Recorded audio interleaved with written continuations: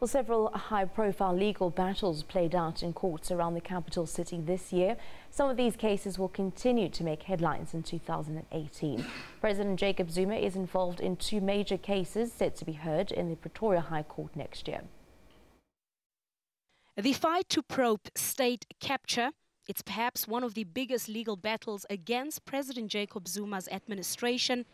Former public protector advocate Thuli Madonsela tabled the state capture report last year. As part of its remedial actions, a recommendation was made for a judicial commission of inquiry to be formed in order to further investigate the president's alleged involvement in state capture. Madonsela, however, also stated that the president would be conflicted in appointing a judge to lead the commission, given that he is personally implicated either directly or through his family and associates. Unhappy with the conditions, the president launched a review application accusing Madonsela of overreaching and interfering with the responsibilities of the executive. His lawyers argued that only the president has constitutional powers to decide on the terms and conditions of any commission of inquiry. One of the points we raise is that the remedial action 8.4 is telling the president you have no discretion on the matter. I, as a functionary, as Chapter 9 institution functionary, I'm telling you, you must appoint a commission of inquiry. But I'll even tell you how to go about it. And, as expected, opposition parties threw their weight behind Madonsela. So we say, until there is an order of court in place, suspending, setting aside, or dealing with in any way paragraph 4 of the remedial action, the president is disregarding the public protector's remedial action nilly-willy in violation of the rule of law. A full High Court bench dealt a blow to the president's review application, dismissing it with costs. The court found that the president was conflicted and at the center of the allegations. Our view is that the president had no justifiable basis to launch the review application in the circumstances. In doing so, he was reckless and acted unreasonably. Another pressing court battle that affects the president's future will take place in 2018. The NPA is expected to decide whether it plans to prosecute President Jacob Zuma for corruption charges. It's given the president an extension to explain why he should not be charged. By the 31st, he needs their representations because at that stage, the prosecutors handling the matter would have advised him on the way forward. He wants to dispose of the matter as quickly as possible. We do not want to delay this matter any further. It has been dragging for almost 9 years.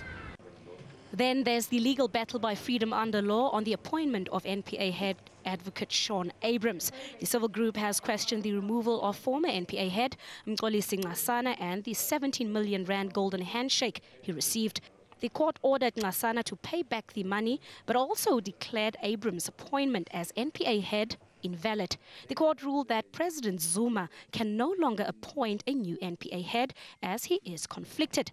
It gave Deputy President Cyril Ramaphosa powers to appoint the new NPA head. In our view, President Zuma would be clearly conflicted in having to appoint a national director of public prosecutions, given the background to which we have referred, particularly the ever-present specter of the many criminal charges against him that have not gone away. In other court cases involving the NPA, the Pretoria High Court set aside the decision by the NPA head, Shaun Abrams, to stop the prosecution of suspended Deputy Director of Public Prosecutions, Nomgcobo Jiba, ordering that she face fraud and perjury charges, which Abrams had withdrawn in 2015. IPID boss Robert McBride's assault case will also continue in the Pretoria Magistrate Court later next month. McBride was charged with child abuse and assault. He allegedly assaulted his daughter while driving in his car, a claim he now denies. The defense has to explain to the NPA why the charges should be dropped. Another court in the capital city will decide on the fate of former NPA senior prosecutor Glenys Breitenbach. The Pretoria North Magistrate Court will decide whether Breitenbach and her lawyer Johan Wagner should be convicted for violating the NPA Act. The pair face charges of contravening the NPA Act for deleting crucial files from her work laptop. This court will also continue with the controversial case involving 5 white men who allegedly assaulted a black couple at a KFC outlet in Montana. The men are facing charges of attempted murder and assault.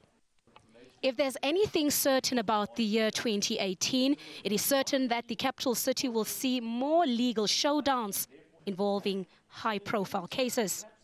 Patricia Fasagi, SABC News in Pretoria.